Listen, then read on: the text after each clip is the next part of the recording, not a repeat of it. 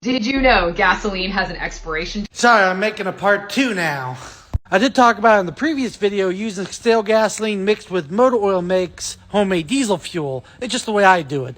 But I also want to fill in a few blanks for you. That gasoline can actually sit for a lot longer than that and still not go bad.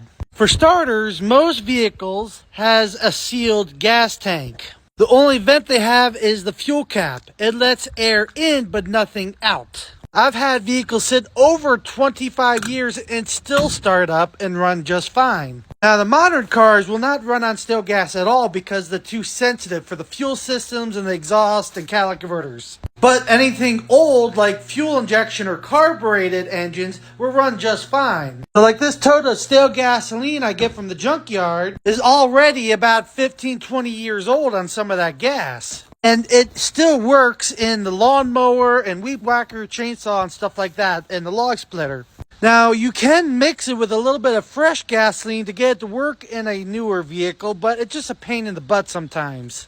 You can also boil it and recondense it into fresh gasoline again as well with a gasifier, just like how they make gasoline from motor oil. Now, if it was in an airtight container, it can last for hundreds and thousands of years and not go stale. It's just like wine bottles, as long as you keep them sealed up good.